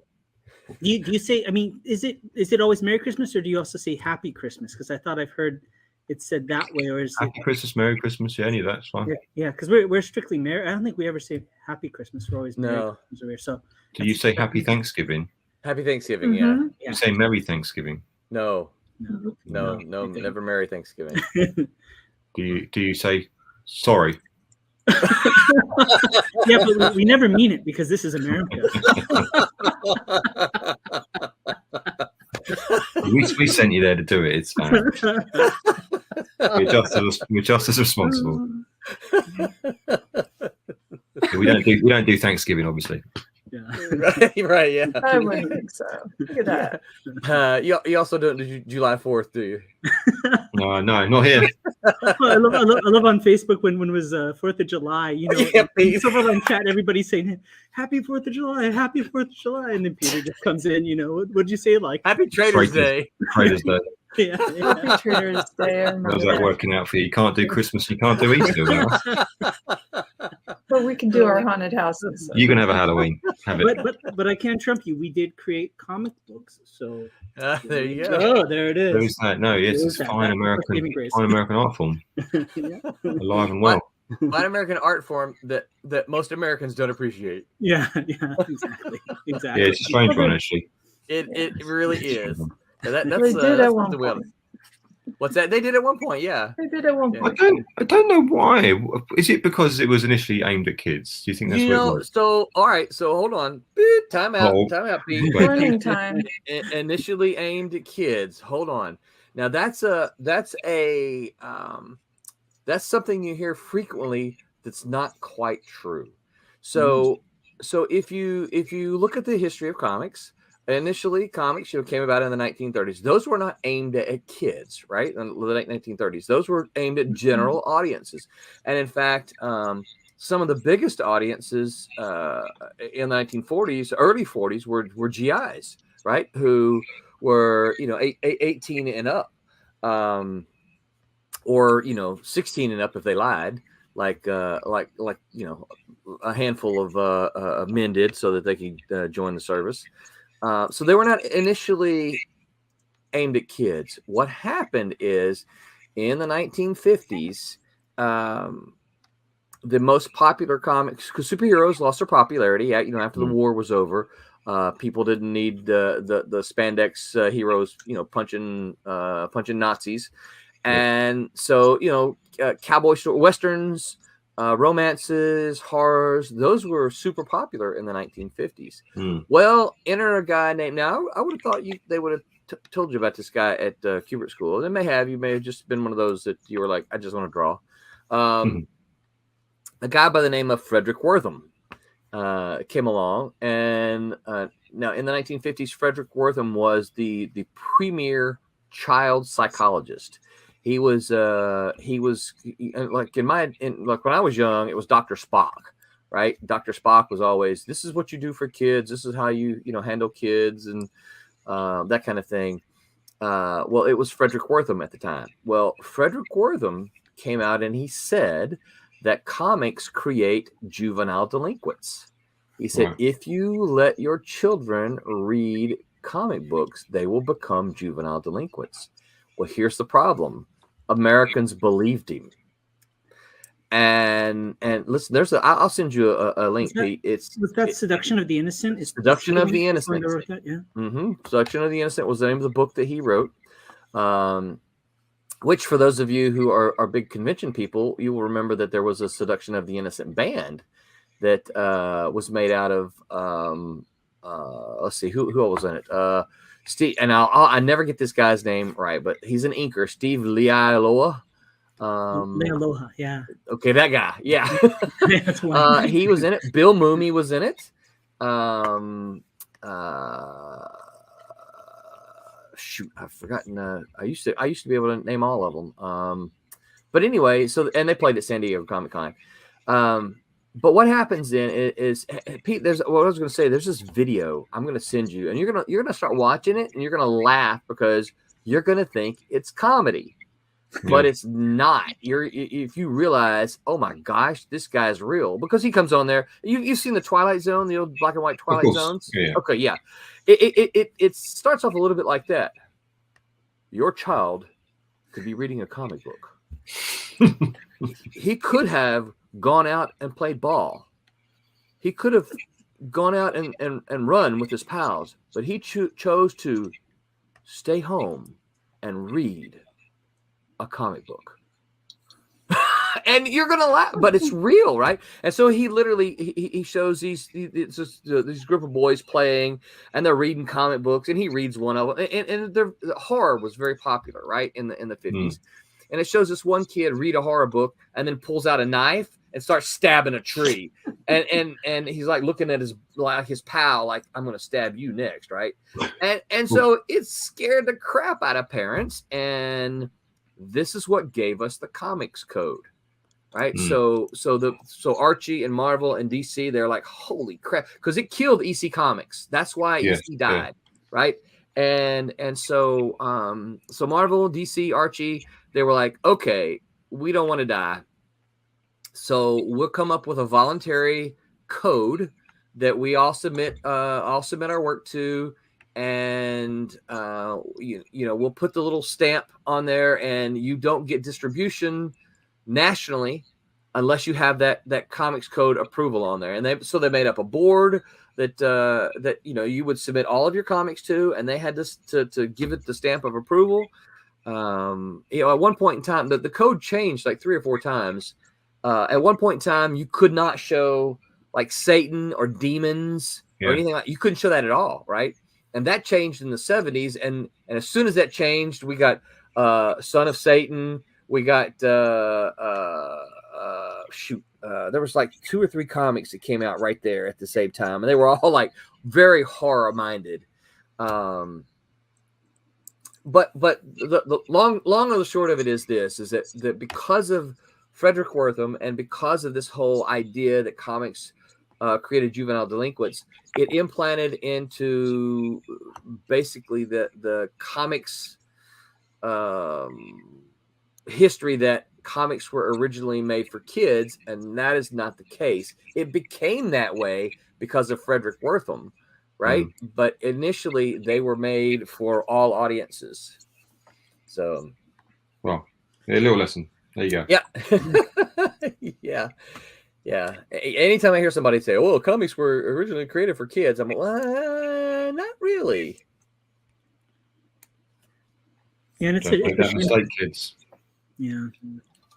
And those EC comics are phenomenal. I mean, it's a phenomenal artwork. I mean, it's a shame what happened to them. Yeah. And had some fantastic artists working on it. Yeah. Oh, yeah. Amazing stuff. So, yeah. It's so cool to as you see these, to watch Roberta, right, and just see these images, just these panels just take shape, you know. I always feel like this is the most boring part, but I'm glad it's at least entertaining. No, I like it because you see, it starts with the line work, right? And then you just start dropping in these big blocks of colors, and then suddenly, this becomes something, and then this becomes something. You're like, look, it's taking shape. So, And I always love that temperature in all your coloring. Like I love that, it's not a stark white, it's not a cool white, it's that kind of creamy white on the Santa Claus hat. It's like already starting to give that temperature. It's just great. Great stuff. Yeah, definitely. And then when I finally get to put the lighting in, I get all happy. Get all happy. It's like it's like right? this, I have to get through this process first. So that's where I do all my thinking. Yeah. So now, when you're doing the lighting is when you're doing the thinking. Is that what you're saying? When I'm dropping in these colors here, because then I see it as a whole piece. You start getting the mood down, and you're like, okay, it's got to move here. I've got to look at this first. No, I don't. I got to look at this first. So you kind of start moving across the page and see where your eyes go. So then I can do the lighting to accentuate the focus. So this is more of a, like, while it's kind of peaceful, I'm doing my decisions. Yeah. No, I love to see this. I love to, like I said, because it sort of, you drop in the big blocks, and then you kind of come along and just start. I don't know, for lack of a better word, you start cutting the other pieces out, and they start popping out from the rest of the image, coming forward. Yeah. Yeah, very cool. But because I know I'm always so busy looking at the actual colors. Do you make a big deal out of having folders and stuff like that, and kind of being super organized with your layers, or do you kind of just drop? I'm organized with my layers, but folders don't organize me. Okay. I have a system that I think works out pretty well, and that is, anything that I feel like I'm going to change gets its layer. Okay. Or anything I'm going to need the shape of often gets its own layer. But my initial goal is to put everything on its own little flats layer, so that it can have, everything represented first. Yeah. And then the bits and pieces that I'm going to need a lot are going to start getting more and more attention. And when you move to the other pages, do you just take the eyedropper and use that same red from the first page, or do you I have because I make skin tone decisions, and characters will continue throughout the pages. So that's great. Yeah, if I don't do that, then I would make then I would go through the trouble of making on the palette as a swatch. But sometimes it's just as easy. Just open the page and eyedropper it. Yeah. That's cool. Yeah, it depends on how many pages I need to have the same colors go for. So sure. I think it seems to make the most sense to get all of the flat colors down for all the pages you have first. That way you can kind of decide if you're going to change anything.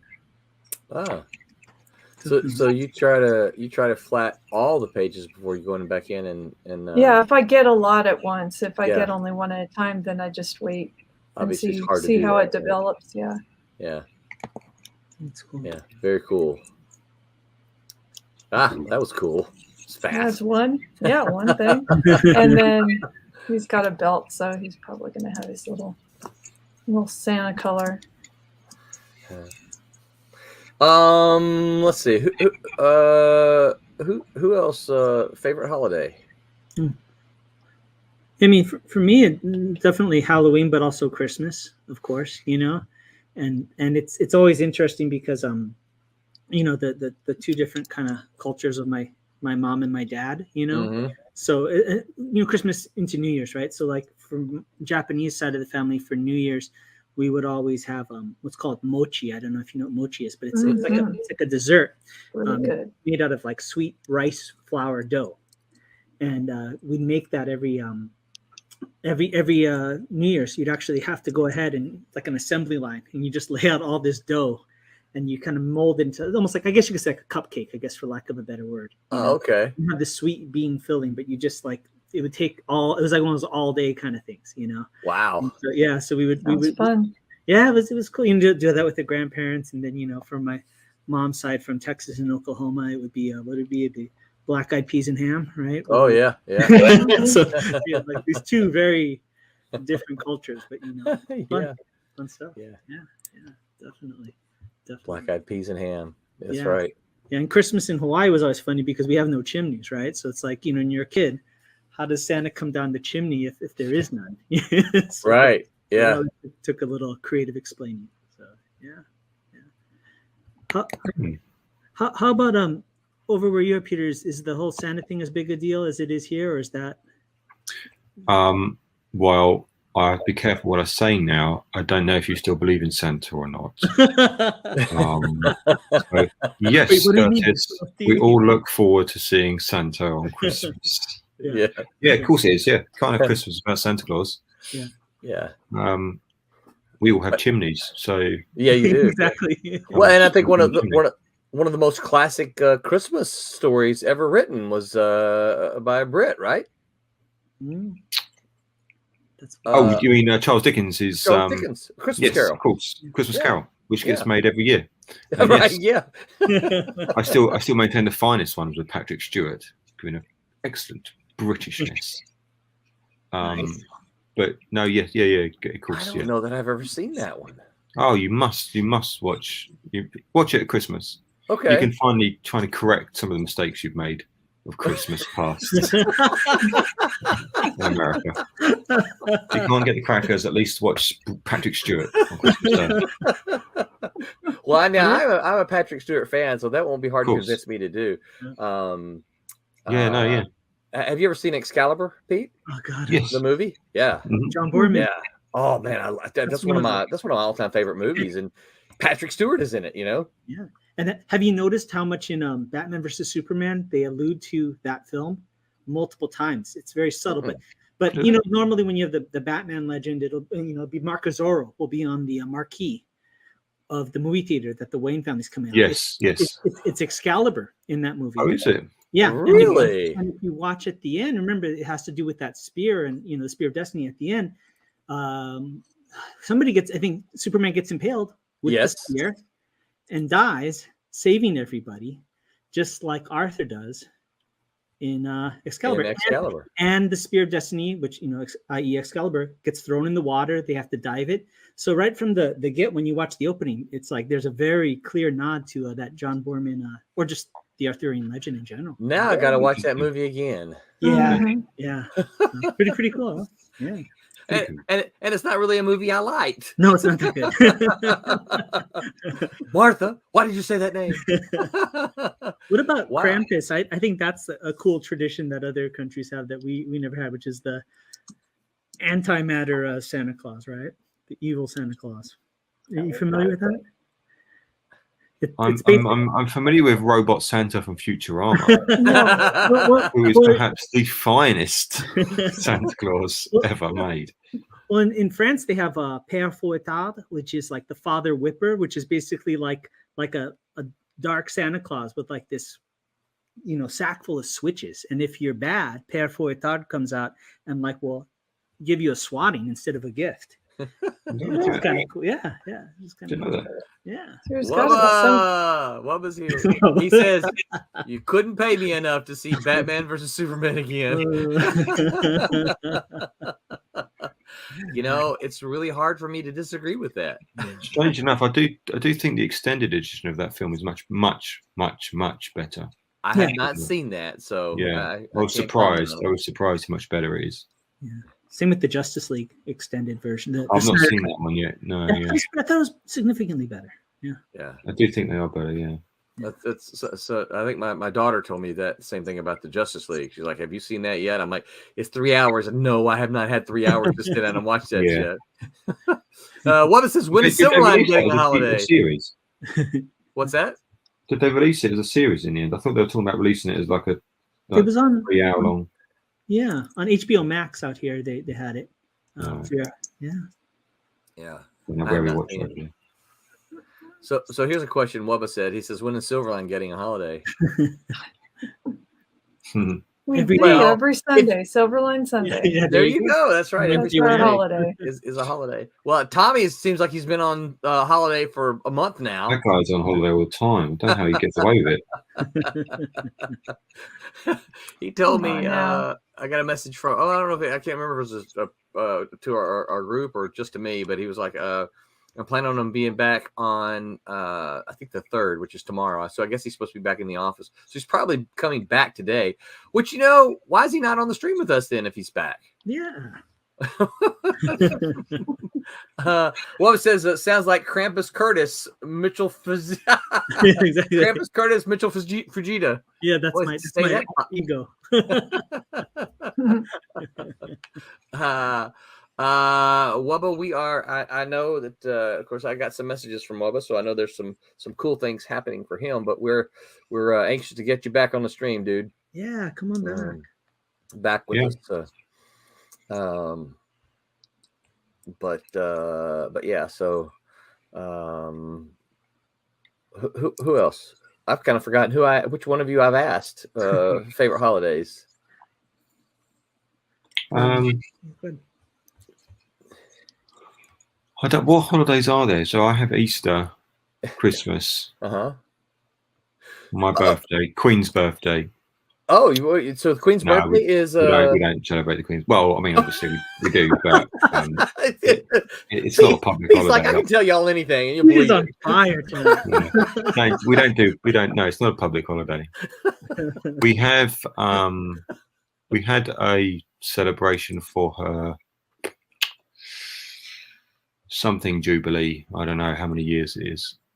A couple of years back. Being on the throne for On so the many throne, years. yeah. That makes sense. So would you say? Diamond Jubilee, maybe. I don't know. So would you say the royalty is more or less popular because of these Netflix shows?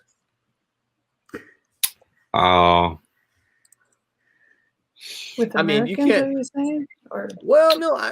So I've heard mixed from the assorted folks on the island. I've heard mixed, attitudes about the royal family and the monarchy and stuff like that. Some are like, "Hey, it's time to do away with it." Some are like, "Yeah, I Yeah, like you always them." get that. What's that? You always get that. It doesn't really matter what TV shows come out and whatnot. There are those that are happy, like the Queen. Mm-hmm. I get the impression the Queen's very well liked, right? Okay, everyone likes the Queen. She's pretty cool. diamond. Yeah. I think she's liked over here as well. Yeah, unfortunately, the rest of the family don't always. Prince William seems to be very well loved and respected. Prince Harry, probably unfairly, he's judged just because of who he married. He married an American. So he's the one that's over here now, right? Yeah. Yeah. He's the one that's not super loved by Americans either because of some of the things they said. Yeah, well, he's in a position where people listen to him, so he speaks up to what he feels is, and I think that's fine. Yeah. Yeah, I won't go into the rest of the family too much, but I like the royal family. I'm fine. Yeah. I'm fine with the Queen. Yeah, I don't think the show matters too much. Princess Di she was untouchable. Yeah. She's the golden one. Yeah. Rightly or wrongly. So. Yeah. And of course, my wife and I think the people get very sensitive about how she is portrayed. Obviously, she's dead, so she can't defend herself. Yeah, but she's beloved by everybody. So. Yeah, you kind of there's kind of this don't speak ill of the dead kind of thing. Yeah. Well, I know Princess Di was certainly well loved over here as well. Yeah. So not all bad. Yeah. Yeah. It's like I'm sure you have an equivalent sort of family. Oh, that it's called the U.S. Congress. Is the Kennedy family not sort of thought of as like the? Yeah, I think we got a handful of families like that. I think the Kennedys. Tom Hanks. Probably, what's that? Tom Hanks. Tom Hanks. Yeah. Yeah. Everyone loves Tom Hanks. Yeah. Wubba says, I'll be back soon, hopefully from the Magnolia State, broadcasting from the Magnolia State. What is a Magnolia State? So I will say, since he said it, I'll go ahead and say, Wubba is actually looking to move to my home state of Mississippi. I think that he's got I think his current job has some possibilities down there for him. And he is looking to move to Hattiesburg, which is where I met Stephen Butler and Mitch Bird, and where Silverline was formed. That's cool. All those many years ago. So that's for me. That's kind of exciting. That I know it's changed a lot since I was there, but still, it's kind of exciting to know that he's going to end up there, or could possibly end up there. So I'm excited for that. Yeah. So I guess, Pete, one question I have, so we, the French have Bastille Day, we have the July 4th, and I don't guess Canada has anything. I know Mexico has some kind of, yeah. Is there anything like that from in England? Do Yes. you have like a what is it? We have Guy Fawkes Bonfire Night. Oh, okay. It celebrates it celebrates Guy Fawkes and the capture and execution of Guy Fawkes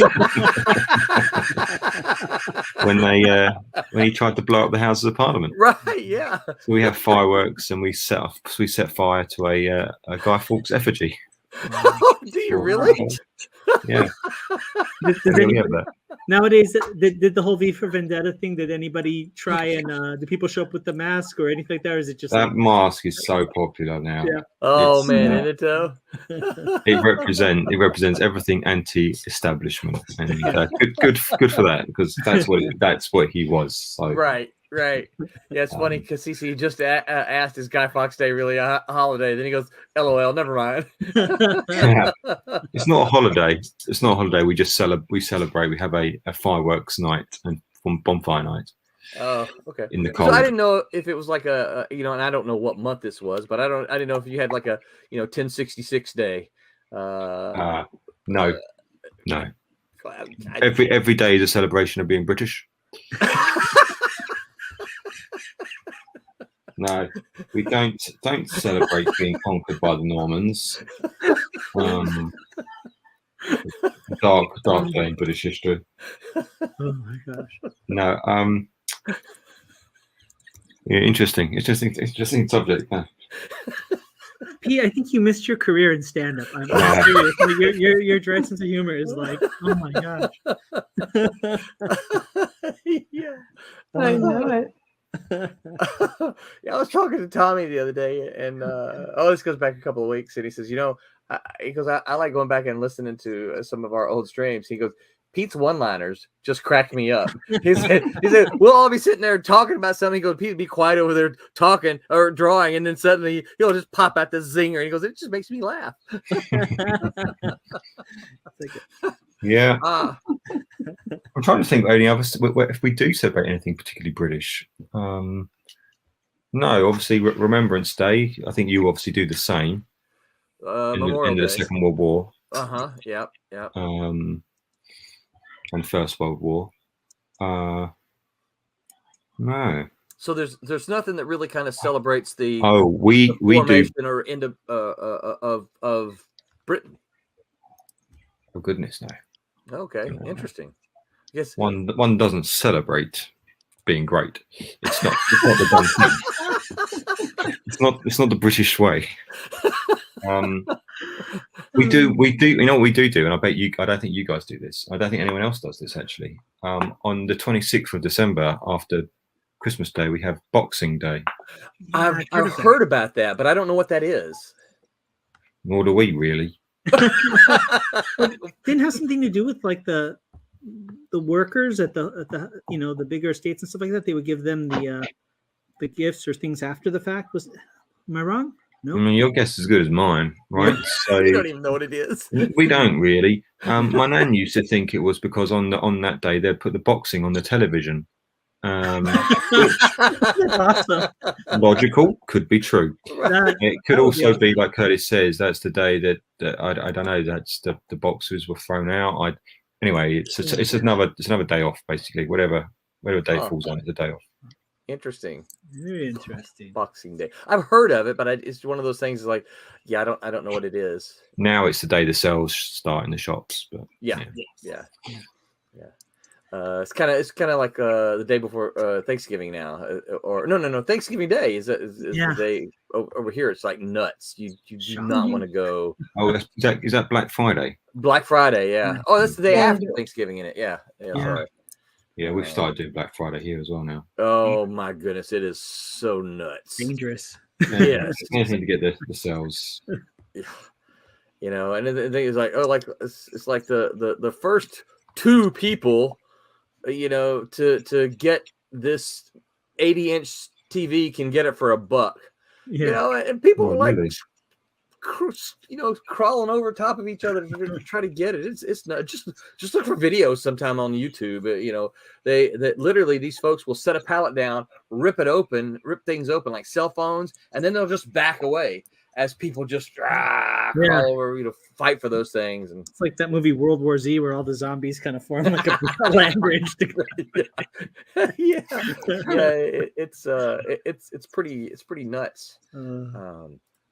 Bob said where he's going to be is just a couple of hours from New Orleans for some awesome reference shots. I think you're right. Absolutely for upcoming cat and mouse stories. Nice. And he said that Alan Moore intended that using the Guy Fawkes mask. He corrected it. I kind of like Guy Fawkes better. Yeah. the Guy Fawkes. If I have a Guy Fawkes themed restaurant, that's what I'll call it.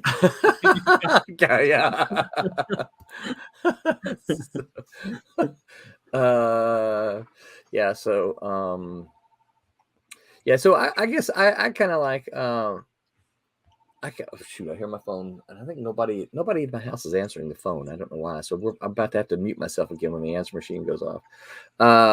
I tend to like Christmas and just hello. Yeah.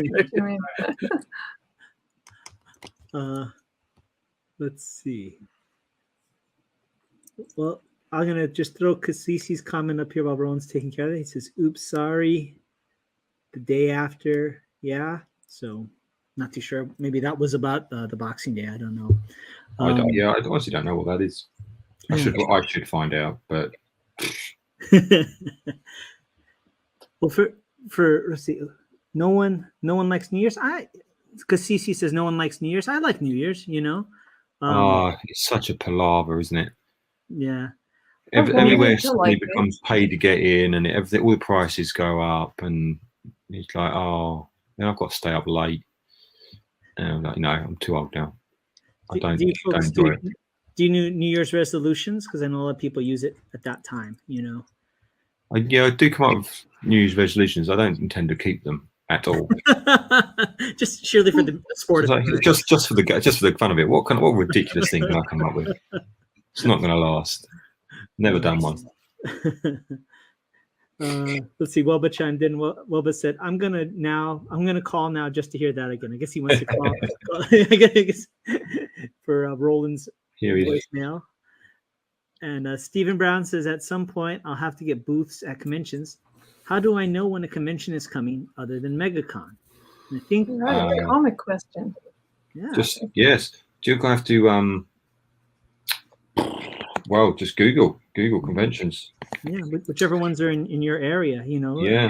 start following them, and then apply. Yeah, that's all I do. I Google and just if they look interesting or they look like they could be successful, I'll do the online if it's open at that point. Mm.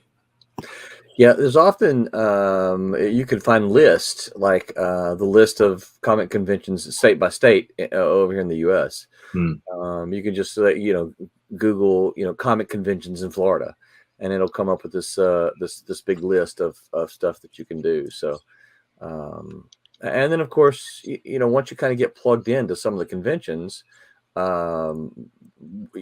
conventions kind of promote each other. Stephen Brown, where are you geographically? You mentioned MegaCon, so I'm going to guess you're here in Florida. That would be my guess. I just did the convention that I just came back from was in Palm Beach, down north of just a little bit north of Miami. So, and the way I found out about that one is that when I was at another show, and you can often find things like this at comic shows. If you look at the freebie tables, you can often find little postcards about upcoming conventions. I got this one, which this one is a local one that me and Haley Martin. I think maybe just me, Haley, and Dante will be at this one. But then there's another one, and I thought I had the card for it as well. That there'll be a handful of us there. But you look for things like this at the conventions that you go to, and this is one of the best ways to find out which conventions are where, and you kind of got to get plugged in.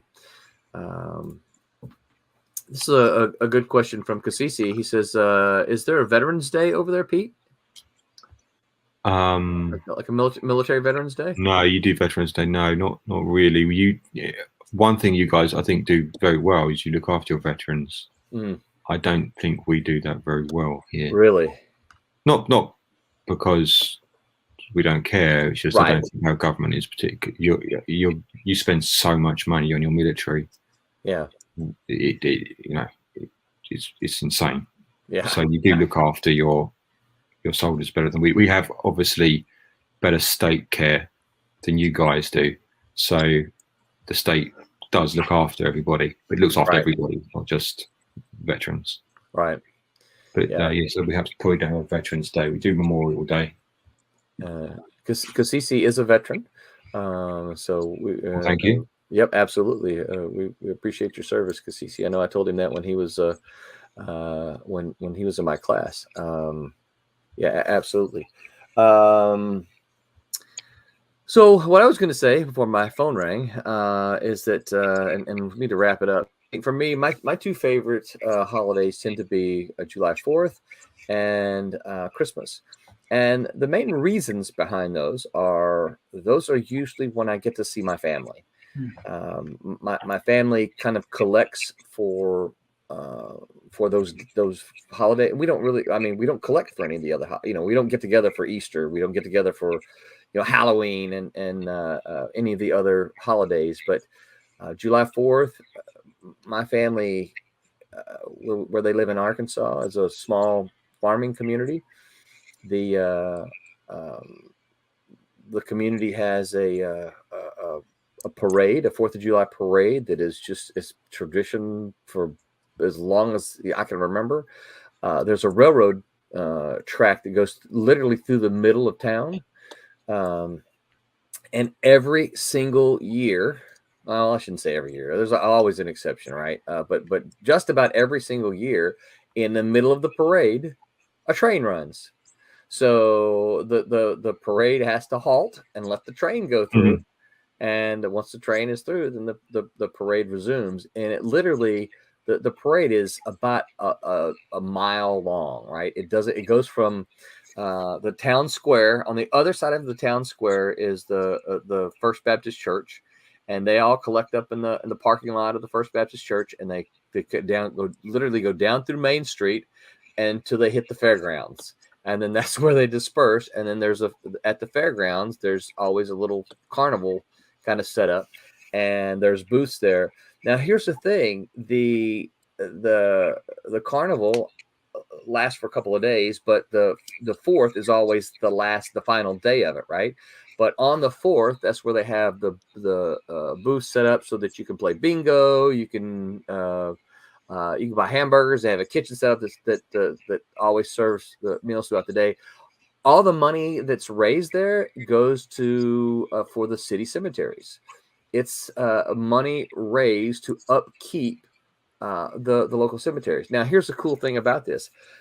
July 4th kind of kicks off the picnics, is what they call them, right? They actually call it the July 4th picnic, right? And that's just the whole community comes out and has a picnic. Well, the very next weekend, the town right next door has their picnic, and then the next weekend another town, and the next week. So in that county, for the next like 5 weeks, the little towns have their picnics, and all of the picnics are the money is raised to maintain their cemeteries, because you got to pay someone to mow the grass and keep the lawns up, and make sure that the tombstones don't get overgrown, and the money raised at the picnics is there for the upkeep of the cemeteries. So you see them, they have auctions. Most of them have auctions where they just auction off stuff. And I've seen a pie go for $700. Wow. Yeah. But what happens is these people go there with the intent to donate money. Sure. Yeah. That's how To it. And so they just have fun. There was one guy who died recently, but he had, I want to say, 30 years straight of ball caps that had, he got the first ball cap that had, and I think it was the St. Francis picnic with the year on it, right? And every year, no matter how much it was, $1,000, he got the first ball cap. Cool. But that was he was giving back to the community for he was going to give the money anyway, so why not have some fun with it and raise money? So I think for me, those are the kind of the reasons that I like those two holidays, is because I have the tendency to see my greater extended family. That's why I have cousins and my aunts and uncles and things like that. So I think for me, that's why I like them. That sounds great. Yeah. Nice. Really nice. Thomas Formonte. Oh my God. Must have heard us talking about him. He says, hello, everyone. Good to see y'all. I'm back home. Wow, what a trip. Back in town. We'll be back on the stream next Sunday. So glad to hear it, Tommy. Glad to hear you're back home. Glad you had safe travels. We have missed you. We have talked about you, poked fun at you, but we have indeed missed you. Okay, guys. Well, we've kind of run out of time here. Anything else? We've had a nice chat about holidays here. Anything that anybody wants to add? Yeah, happy Halloween. Happy Halloween. Very good. Yes. Halloween. Okay. Especially you, Pete. Thank you. I look forward to going to some random stranger's house and going, oh, it's scary in here. And beg for candy. And then they'll say we haven't done anything. I said, oh. Well, how charming. I love that idea. It's random kids begging for candy. Give me sweets. Give me sweets. Girly child. Kasisi says, have a great night, everyone. Thank you, Kasisi. Enjoyed chatting with you. Tommy said, it's time to get to work. Yes, it is. Hey, put me to work during the stream. It was all good stuff. Tommy. But now you got to go back and listen to see what you missed, right? and Tommy, I resisted the urge to mention the Flottamati. So all right, so Curtis, let me see here. There we go. Curtis, where can folks find you online? Sure. You can find me on Facebook, and you can find me either through my martial arts or through the comic books. Through the comic books, it's Shadow Ghost Comic, one word. That's on Facebook and Instagram. And then for my martial arts school, it's Tiger Crane 805. That's on YouTube and Instagram, and Tiger Crane Kung Fu on Facebook. So that's where you can find me. Excellent. Roberta, what about you? Where can folks find you online? And actually, I see that sweet Yeah. poster on just over your shoulder. Yeah, there just on the watch wall. the scroll look for Roby Conroy under Facebook Swipe and the scroll. Instagram, and you can find me there. And, that's about it. Excellent. Mhm. Pete, what about you? On the Google, by typing in Peter Clinton Art, you'll find me everywhere, just as that. So yeah, get in touch. Nice. And you can find me on all the social medias as well. Look for Roland Man, or look for Man Roland. Where's my little caricature? You just look for my caricature. It looks just like me. So yeah, and don't forget to hit like, share, and subscribe. And hold on, I gotta get this right here. And just remember to make mine Silverline. Silverline. All right, good night, everyone.